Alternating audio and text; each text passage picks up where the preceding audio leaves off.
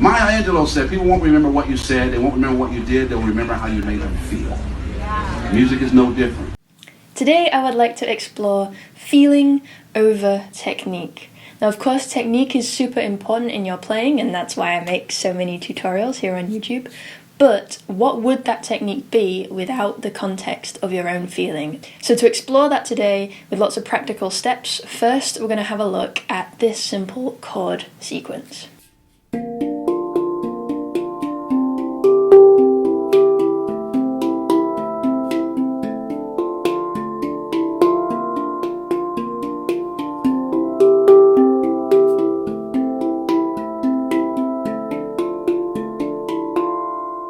Alright, step one, control.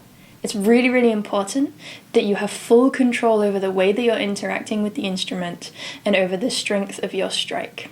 And by this I mean, of course, dynamics.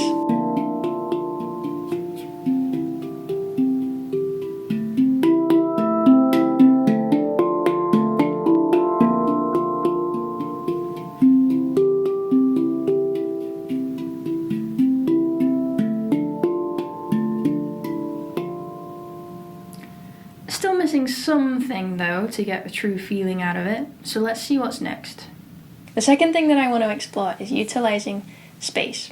Often in technical playing, technical pieces, which are incredible, there's not a lot of room in there to actually sit with whatever is being shared or whatever you're sharing and to actually feel that. Don't get me wrong, I love all of this stuff so much, and I often find myself really, really lost in drills practice for hours. But if I want to feel, that's not the way that I tend to play. If I want to allow myself to feel, or if I want to connect with an audience and allow them to feel, I slow it right down, right? I leave lots of emptiness, lots of silence, lots of space.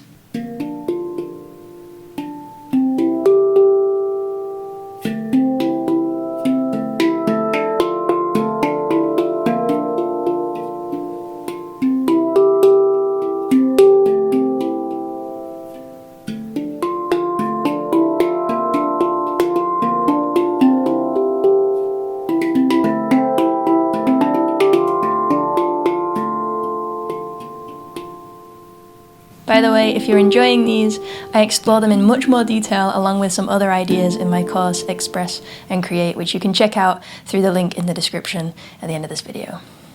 The third thing that I want to explore is intentionality.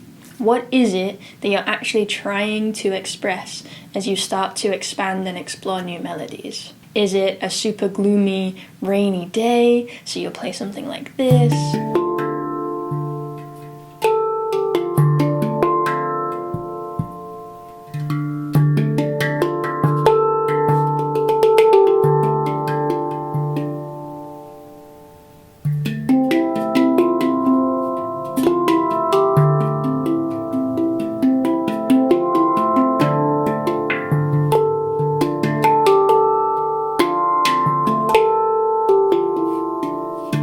Or are you wanting to express joy and celebration? Maybe you would play something like this.